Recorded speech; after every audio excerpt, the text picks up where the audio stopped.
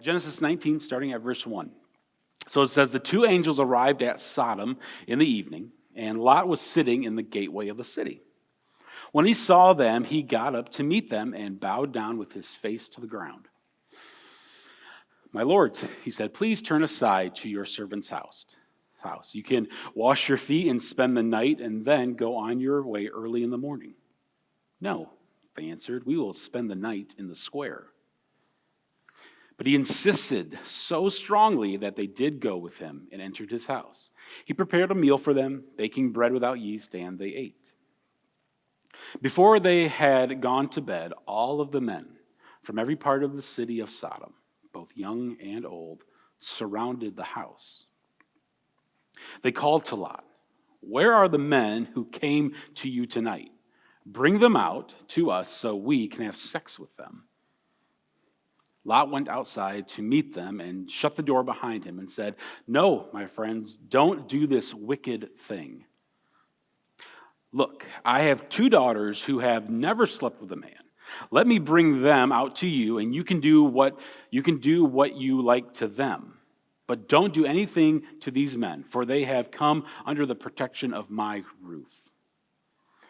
Get out of the way, they replied. This fellow came here as a foreigner, and now he wants to play the judge. We'll treat you worse than them. They kept bringing pressure on Lot and moved forward to break down the door. But the men inside reached out and pulled Lot back into the house and shut the door. Then they struck the men who were at the door of the house, young and old, with blindness, so they could not find the door. The two men said to Lot, do you have anyone else here, son-in-law, sons or daughters, or anyone else in the city who belongs to you? Get them out of here, because we are going to destroy this place. The outcry to the Lord against its people is so great that he has sent us to destroy it. So Lot went out and spoke to his sons-in-law who were pledged to marry his daughters. He said, hurry to get out of this place, because the Lord is about to destroy the city. But his sons-in-law thought he was joking. With the coming of dawn, the angels urged Lot, saying, hurry, take your wife and your two daughters who are here, or you will be swept away with the city when the city is punished. When he hesitated, the men grasped his hands and the hands of his wife and of his two daughters and led them safely out of the city, for the Lord was merciful to them. As soon as they had brought them out, one of them said, flee for your lives. Don't look back and don't stop anywhere in the plain. Flee to the mountains or you will be swept away. But Lot said to them, no, my lords, please. Your servant has found favor in your eyes, and you have shown great kindness to me in sparing my life. But I cannot flee to the mountains. This disaster will overtake me, and I'll die. Look, here's a town near enough to run to, and it's small. Let me flee to it. It is very small, isn't it? Then my life will be spared. He said to him, very well, I will grant this request too. I will not overthrow the town you speak of. But flee there quickly, because I cannot do anything until you reach it. And that is why the town is called Zoar. By the time Lot reached Zoar, the sun had risen over the land. Then the Lord rained down burning sulfur on Sodom and Gomorrah from the Lord out of the heavens. Thus he overthrew those cities and the entire plain, destroying all those living in the city and also the vegetation in the land. But Lot's wife looked back, and she became a pillar of salt. Early the next morning, Abraham got up and returned to the place where he had stood before the Lord. He looked down toward Sodom and Gomorrah, toward all the land of the plain, and he saw dense smoke rising from the land like smoke from a furnace. So when God destroyed the cities of the plain, he remembered Abraham, and he brought Lot out of the catastrophe that overthrew the cities where Lot had lived. Lot and his two daughters left Zoar and settled in the mountains, for he was afraid to stay in Zoar. He and his two daughters lived in a cave. One day, the older daughter said to the younger, our father is old, and there is no man around here to give us children, as is the custom over all the earth. Let's get our father to drink wine and then fall asleep. then sleep with him and preserve our family line through our father." That night they got their father to drink wine, and the older daughter went in and slept with him. He was not aware of it when she lay down or when she got up. The next day the older daughter said to the younger, "Last night I slept with my father. Let's get him to drink wine again tonight, and you go in and sleep with him so we can preserve our family line through our father." So they got their father to drink wine that night also, and the younger daughter went in and slept with him. Again, he was not aware of it when she lay down or when she got up. So both of Lot's daughters became pregnant by their father. The older daughter had a son, and she named him Moab, who is the father of the Moabites of today. The younger daughter also had a son, and she named him Ben-Ami. He is the father of the Ammonites of today.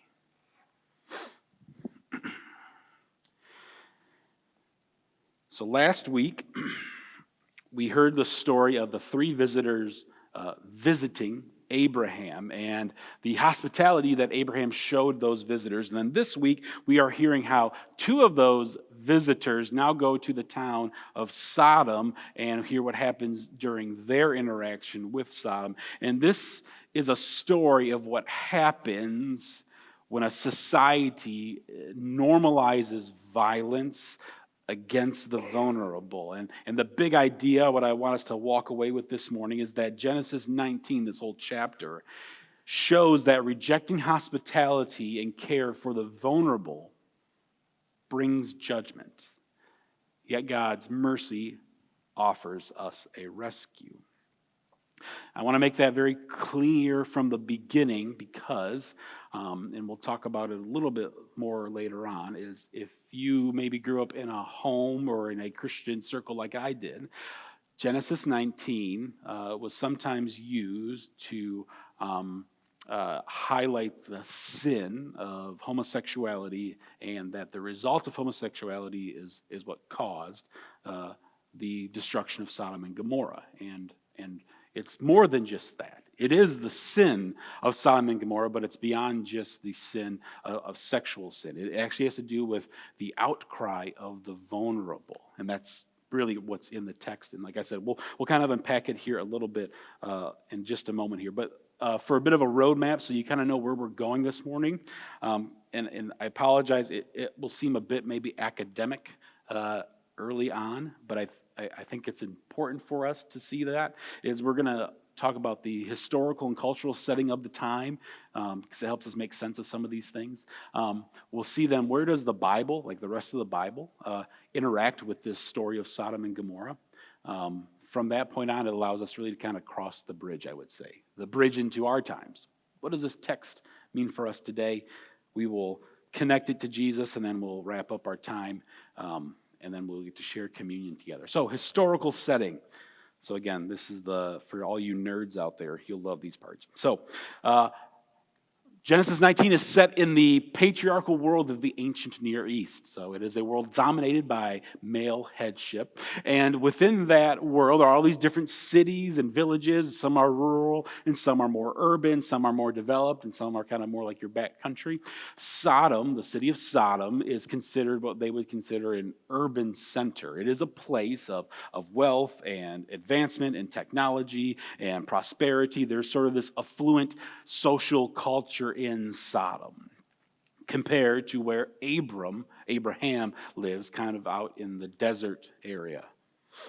And within this culture, within this historical setting, we don't have law enforcement at this time. There isn't a state police or a county police or the federal sort of government that has some sort of law enforcement. That when it comes to justice in the ancient Near East, it was a communal thing. It was done village to village, town to town. And it was the community's job to render justice for the wrongs that were done at that time. And so justice was both a communal action, but it was also a communal value, that people looked after one another within their town, within their village or their city. And that if someone came in and was hurting or harming them, an outsider, a foreigner, then they would make sure that that foreigner, outsider, received some sort of justice. Uniquely, this story, the story of Sodom and Gomorrah, or the destruction of it, is a common theme in the ancient Near East, not just within the Bible, but even texts outside of the Bible. So this is what's referred to as a divine judgment narrative. And there are other historical texts that we could look at that show this sort of action in which a divine character is judging a society based on its moral sin. That morally and ethically, this place has crossed the line, and this divine being is going to put down some sort of judgment as an example. This is not exclusive to the Bible. It was in other texts. Now the thing that what this historical setting, if we were just to look at it as a whole, is allowing us to get sort of this glimpse into an ancient society, in this case, Sodom, the ancient Near East, a society that's collapsing, the society that has lost sort of its compass and its direction and its understanding of how to care for the people. So that's from a historical standpoint. Now culturally, what is happening here? Well, first off is we acknowledge and we recognize that there is this sort of hospitality as a sacred action. What we mean by that is in chapter 18, we heard about it and read about it with Abraham, that Abraham welcomes the 3 visitors into his home, and he provides them shelter and food and safety. And that was part of the cultural custom of the time, that when a guest or a visitor came into your town or into your village, it was your responsibility to take care of them. It was a sacred responsibility. It was a holy action to do that. That's why Lot says that when the people of Sodom are trying to take the 2 visitors out, he said, they are under the protection of my roof. This is his job and his responsibility as one of the leaders of Sodom. He has to do this. It's customary at the time.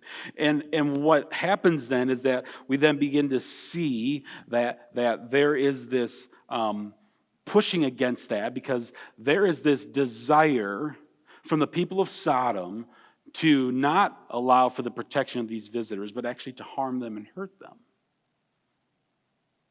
That the actual statement they say is, depending on your translation, is either to know or to have sex with them or to have their sport with them. Whatever that translation is, what it means is we want to set aside the moral and ethical and sacred responsibility to care for these people. We want to set that aside, and we want to humiliate them. Humiliate them. We want to degrade them. We want to make sure that they feel that they are less than human to the fullest extent. And in the ancient Near East, culturally, the way to do that was through forcible actions of physical intimacy, of sex. That sexual assault was the strongest way you can make sure someone feels like they are not welcomed. And that outcry of not just the visitors there at that time, but of the visitors who have stepped foot into the city limits, into the boundaries of Sodom, has grown so strong. The outcries of the vulnerable have actually reached the ears of God. Now, this is an important thing for us to acknowledge, the word outcry, because it gets used 3 times in chapter 18 and once in chapter 19.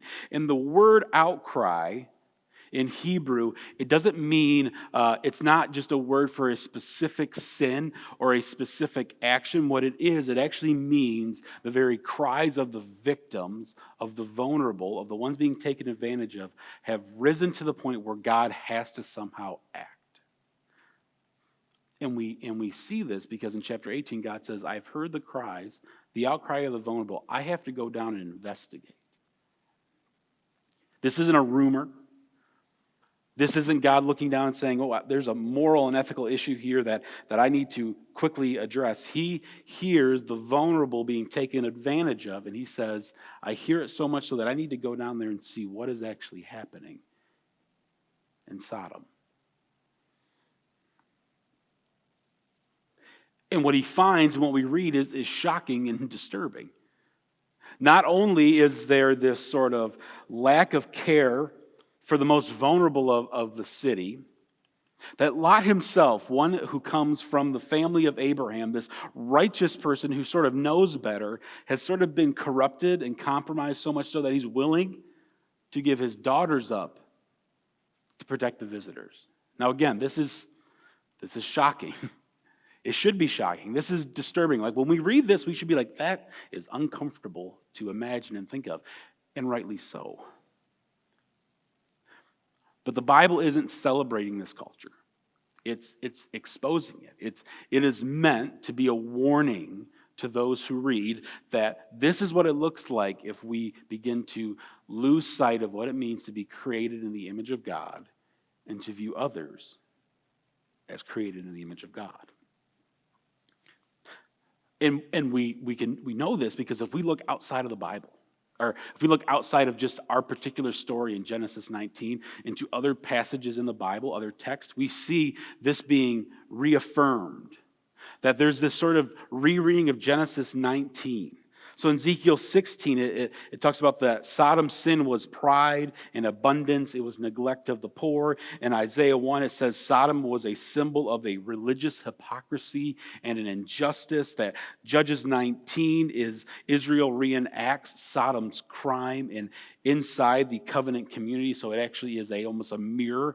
Judges 19 and Genesis 19 are almost mirrors of what happens to Sodom, but within Israel. And then going all the way into the New Testament, Jude would actually say that Sodom is part of a larger pattern of rebellion and disorder. Now, so I say all this because it's important for us to see that there is this thread here, or this sort of common pattern recognized throughout the Bible, that pride and arrogance of mistreating the poor or the vulnerable lead to destruction. It is a symbol, Sodom becomes a symbol of this sort of systematic injustice, not just one particular instance or offense. What's sort of important also is that this story, the story of Genesis 19, would have been retold over and over throughout Israel's history, but when it was finally written and recorded and then read aloud, it would have been read aloud to Israel while they are in the wilderness, while Israel is wandering. They've left Egypt. They're wandering the desert. They're waiting to get into the promised land, the place that they're supposed to be. And they hear this story of their own people who were created in the image of God, who lost sight of what they were supposed to be. And they hear it through their ears, and what they're thinking is, oh, this is a warning to us. Let's not become like Sodom. When we finally get a home, when we finally get to establish our boundaries, let's make sure that we care for the vulnerable and for the visitor. Let's make sure that we do not participate in injustice, but remember that justice, it's our responsibility as a community, as people created in the image of God. That God one day will give us power and land. And within that power, within those boundaries, we must practice compassion.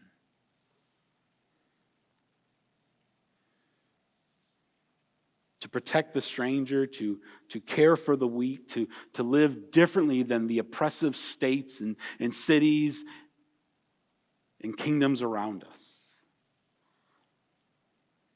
For Israel in the wilderness, the story of Sodom and the destruction is a formative story. It is meant to remind them of who they are and who they belong to. That's why this story actually then applies to us. Like if we were going to cross the bridge, if we take this story now and cross over into our time, what does this story reveal about us? How is this story formative to us? Like if we look out at our world today, do we see injustice? Do we see vulnerable people being taken advantage of?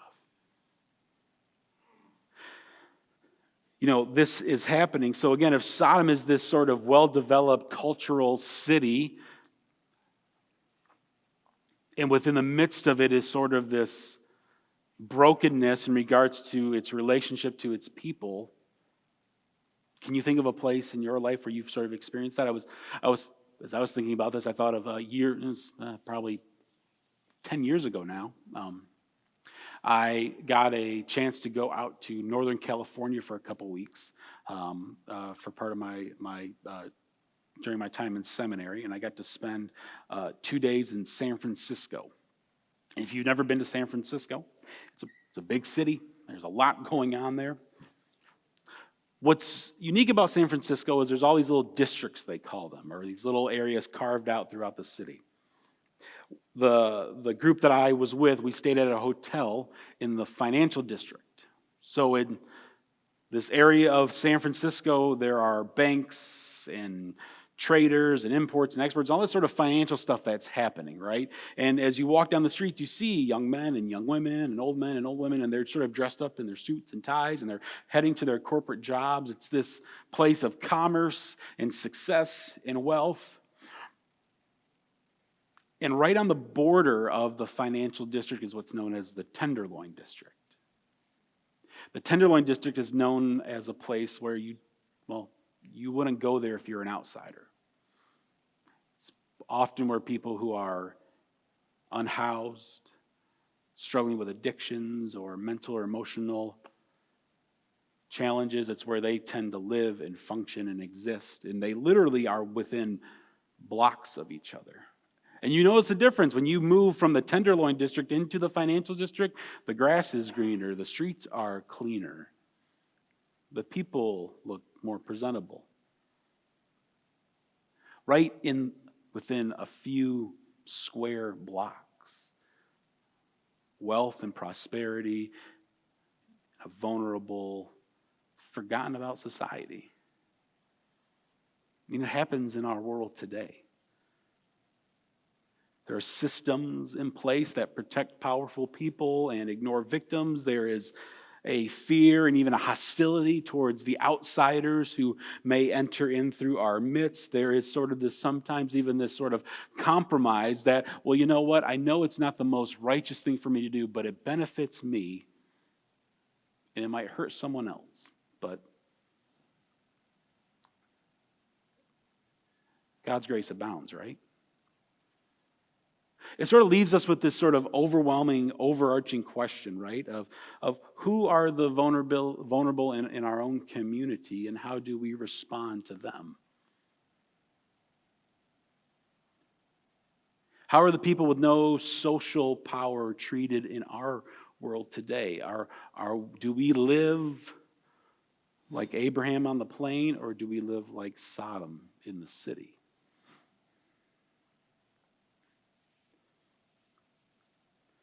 A society, it can look successful, it can look presentable, it can look healthy, and yet it can be spiritually bankrupt. It can be a society that is collapsing.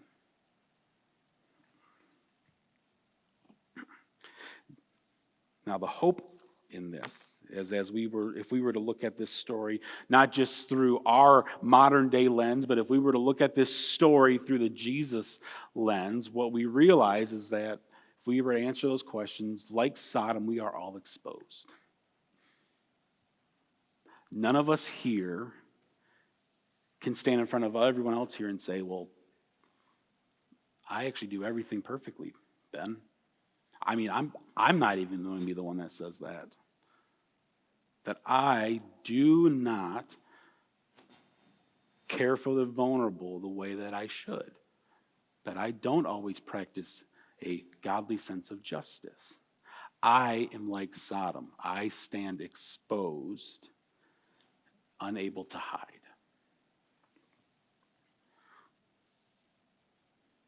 That Lot himself, righteous out of Abraham's own family, was compromised.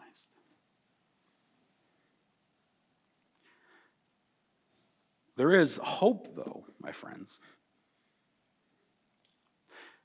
Just as much as there is this biblical pattern of Sodom being this lesson to form God's people, there is another biblical pattern of rescue. I read about this actually in one of the commentaries I've been reading. Nahum Sarna, he is a Jewish scholar. And in his chapter discussing Genesis 19, he makes this observation that there is this pattern of what's called the doctrine of merit.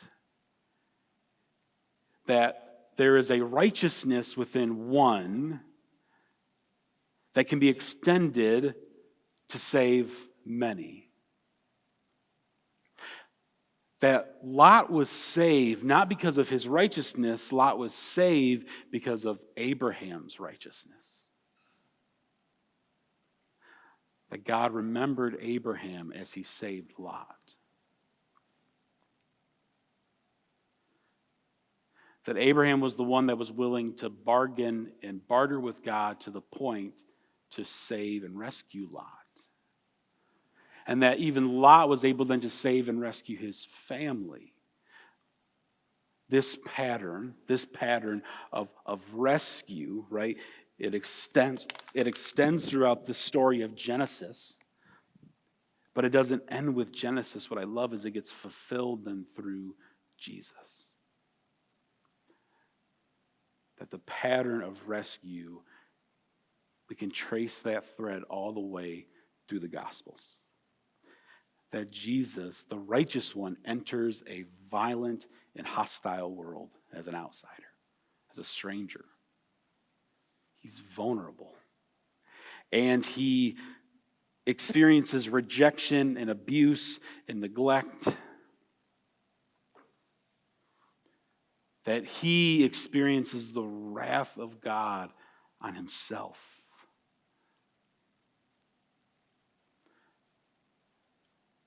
That his righteousness is what allows us to be saved. That he takes on the full weight of God's anger towards the vulnerable, to the injustice that happens. That Jesus declares in his life and in his death that God's judgment is very much real. And yet his mercy, it's his mercy that he impresses upon us, his people. And friends, that is good news for us today. Because if we are like Lot, if we are like Sodom, we stand exposed, needing someone to save us. And it can't be us. But through the person of work in Jesus, we get to experience the mercy of God in light of his justice. And so Genesis 19, it leaves us asking a question, and really this is the question that I want us to be able to walk away with today, my friends, is what kind of people will we be? Will we be a people who care for the vulnerable, care for the outsider? Will we be a people that reflects the image of God as we look at others as those made in the image of God? Or will we fail to do that? Will we allow Genesis 19 to be a formative story for our lives as individuals and in our lives as a church? As we celebrate communion today, as we gather around the table, we do it in light of this story too, that this story becomes formative even for this, because what we see is that this grace meal, it represents the body of Christ that was broken for the vulnerable, for those who need to experience justice, and that his blood was shed for all the guilty. For my guilt and for your guilt, for the guilt of the world, his blood was shed, and that what Jesus does at this table, and we are reminded through his work on the cross, is this radical hospitality that welcomes in those who need to experience the mercy of God. I'm going to close in a word of prayer. And we're going to sing, "Oh, Come to the Altar." And Carrie did a phenomenal job of picking this song because it's so fitting. Because this represents an altar. And in a moment after we sing that song, you get to come forward and be reminded of the righteous one who took your place so that you could experience God's mercy. Would you please join me in a word of prayer? Our Father in heaven, we thank you for this day. We thank you for this mercy that is something that we simply cannot grab hold of or achieve or attain. A mercy that is partnered with your judgment, and yet we get to see and feel and experience your mercy. Father, we were once vulnerable. And we were once exposed, and now through your Son, Jesus, we are covered. Father, may this story be formative for us. May we be image bearers in our world. May we look after the vulnerable.